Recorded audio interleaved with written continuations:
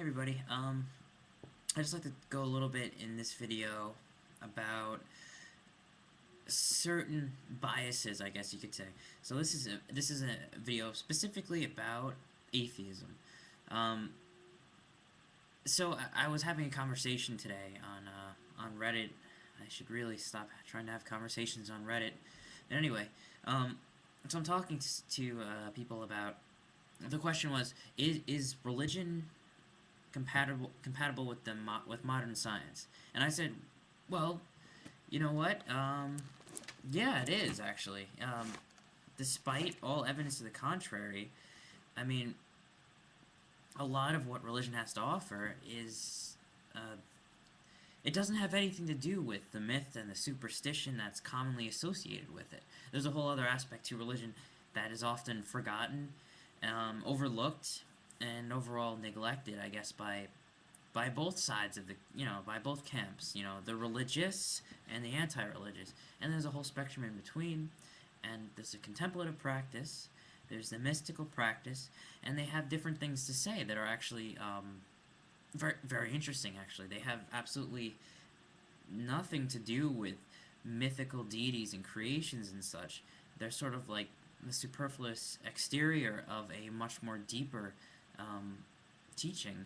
And often enough, in my personal experience, conveying that truth, that right there, to saying, look, there's something more to this, and let's take a look at it, and, let's read it and ask each other what we think about it. That simple act is rarely ever done. And, I mean, from my own experience, for the most part, I was just by raising the issue, like, just by raising the mystical description of emanationism and the hourglass, sort of like creation and destruction of God, dreaming the world and the world waking back up. I mean, that's all I was explaining. I'm just saying, like, look, this is what the mystics say in the East and the West, which is interesting in and of itself, and B, that this doesn't necessarily go against modern scientific findings. They just add an inner meaning to an exterior description that's devoid of meaning, which is Big Bang, quantum physics, quantum entanglement, empty space, and potentialities. I mean, yeah, you can't. I can't quite say for sure that science confirms religion. I'm not going that far, but certainly the two of them can coexist at the very least, because they're beginning to sound similar, which is spooky and interesting in and of itself. But secondly, they're beginning to they don't need to clash as much. They're not fighting over the same turf as they once were. Um, so religion has this other aspect to it, and I feel there are many problems as to why this doesn't tend to work out in I guess you could say different philosophical circles. Some people will outright not even listen to what you just heard. They'll outright just tell you whatever this hogwash charlatan sort of stuff that you're claiming, whatever, and then you try to say, look, you need to kind of step outside of your boundaries, your conceptual boundaries here. This is different, but you know, but then they reply, oh, you're just dodging the topic. You're not able to prove anything empirically, so therefore you must be A, a liar, B, deluded, or C, you need to read more science and get your facts straight. I mean, these things don't even really apply.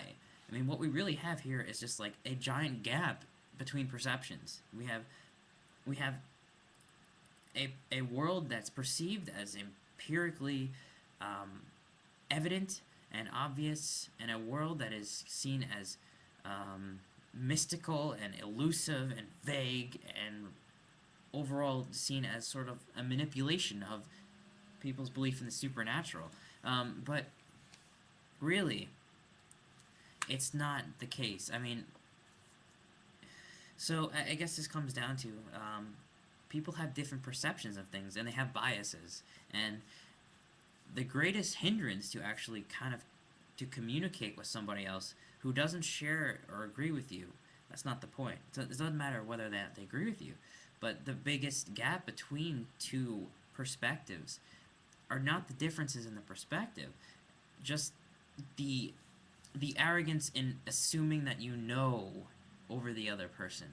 Um, it's this sort of arrogance of certainty that is kind of getting in the way a lot of the times. And at least in my own experience, a lot of people I've tried to talk to about this, I try to explain to them, all right, so Zen tries to say this is irrational. It tries to say this is, koans are supposed to short circuit your reason. And I get these nasty replies, like I'm some kind of like devious liar. And it's sort of it's kind of strange because at one hand I know they're being extremely defensive, but on another hand I feel like they think they know what they're talking about, which implies that we definitely have this bias going on here. Um, but yeah, I feel like certainty is probably one of the greatest problems in philosophy or any kind of perception. Being certain of something to such an obvious, just a particular degree that you're not open to anything else. And unfortunately, that openness is something that we need to keep, especially in this century. We need to kind of keep this kind of mindfulness of our perceptions being more relative and more biased. It's almost as if we can conceptualize something and kind of put ourselves in a spell, so to speak, and we'll absorb our minds into this world and condition ourselves so that we can only filter through and see these things in particular.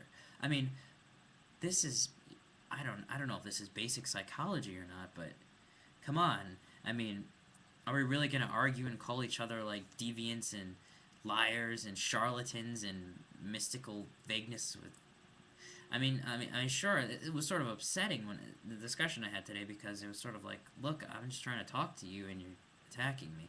So I guess this is almost like a rant or a complaint. There's a disconnect between conceptual communities, people who have different ideas. But why do we attach ourselves to our ideas in the first place so powerfully? I mean, isn't that the point of philosophy, not to do that? And if we're doing that, isn't that more of just an emotional bias, sort of claiming to know something that makes us feel secure about ourselves? I don't know. I just feel like this is sort of what's been going on in so many arguments. It comes down to that.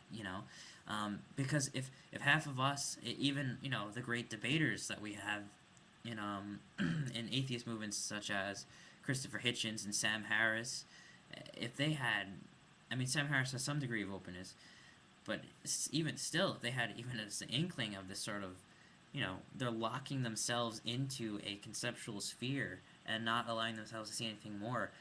If they could even see that just vaguely, I mean, the discussions would be much more interesting. Because then you'd be able to have, um, you know, they'd be able to argue with people who aren't just opposed on polar opposites. I feel like it always comes down to this arguing between polar opposites. Well, anyway, this is where I'm probably going to end the video. You can make a response video if you'd like. Whoever's listening, I would like to actually get more opinions and thoughts about this, because this is sort of like my pet peeve. This is sort of like, we would have had a good discussion, but there's a whole world between two individuals that always needs to be crossed. And I guess as a general question, how can we cross that? How can we make that better? It's always like a lesson, because I mean, we have biases. I have biases. Other people have biases. So it's sort of like, how do you lessen those biases so as to unravel perceptions and kind of find common ground, because it definitely is there. So yeah. Okay. Thanks for listening.